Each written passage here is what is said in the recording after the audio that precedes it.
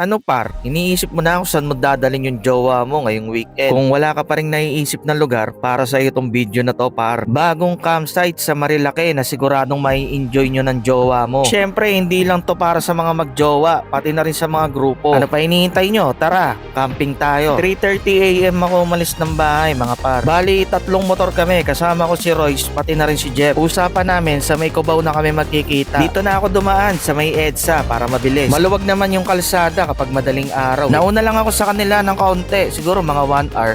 Nung dumating sila, diretso na agad kami. From Araneta, Cubao, diretso lang hanggang Antipolo, mga par. Sabi ko kay Royce, mag-almusal muna kami. Bale, doon na kami maghahanap ng kakainan sa may Antipolo. Dito kami kumain kay Kuya Lars. Kuya Lars, baka naman. Solid yung bulalo nila rito, pati yung top silog. Mapapa-extra rice ka talaga pa. After namin kumain, dumaan muna kami dito sa Michelle Boso Boso. Sabi ko sa kanila, magpaumaga na muna kami bago umakyat, tsaka magpagas na din. Buti na lang, nag-stop over kami. Malambot pala yung gulong ni Royce. Sakto, dala ko yung portable na panghangin ng gulong. Kung lumiwanag na, maganda pala yung overlooking na view dito sa Michelle Boso Boso. Ang tagal na naming umaakyat sa Marilake, ngayon pa lang kami nag-stop over dito. After namin kumuha ng mga clips, larga na kami papuntang Marilake mga par. Sakto yung daan namin dito sa may Palo Alto, meron namimitik. Shout out nga pala kay Infinitix, napakalupit ng pitek mga par. O diba napakaangas, mapapasana all ka na lang. Dire-diretso lang ulit hanggang dito sa may Manukan mga par. Nag-stop over muna kami para magpahinga. Malapit na kasi dito yung papasok dun sa campsite eh. Masarap talagang pumasyal dito sa Marilake kapag weekdays. Habang nagpapahinga kami, kumuha lang kami ng kaunting clips. Solid talaga dito mga par.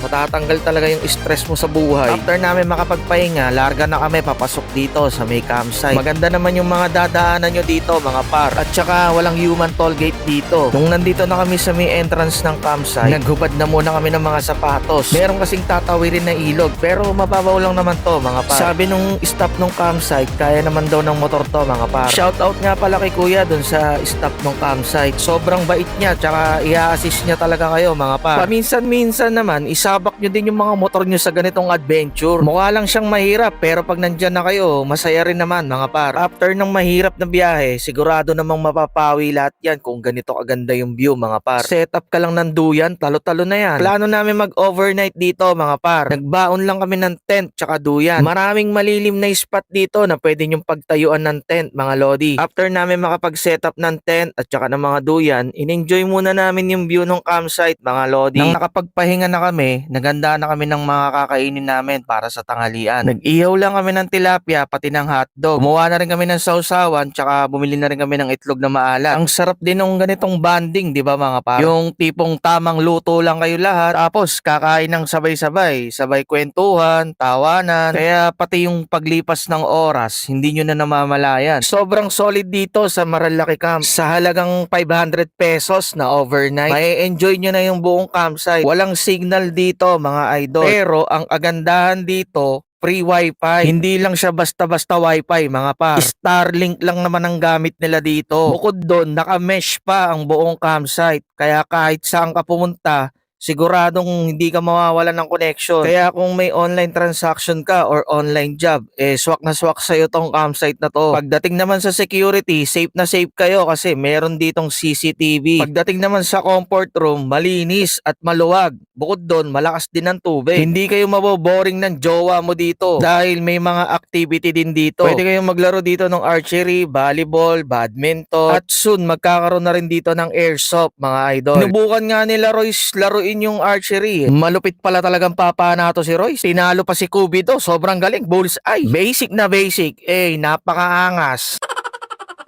After nilang mamana, naglaro na sila ng badminton. Hinayaan ko na sila, labanan niya na magjowa. Nung nagsawa na sila sa badminton, tinry naman nila mag-volleyball. Kaya lang, medyo malambot yung bola Buti na lang, lagi tayong handa. Kung gusto nyo naman na day tour lang, 300 per head. Bali, wala pang mga room dito, mga idol. Kaya magbaon na lang kayo ng tent. Kung wala naman kayong tent, pwede naman kayong mag-rent dito. 700 ang rent sa tent. Ito nga pala yung mga rates nila mga idol. Kung meron pa kayong ibang tanong, message lang kayo sa page nila mga idol. Kung sawa na kayo sa activity, pwede naman kayo magtampisaw dito sa may ibaba. Sobrang lamig ng tubig dito mga par. Kaya kung pupunta kayo dito, siguraduhin nyo na may kasama kayo para hindi kayo lamigin.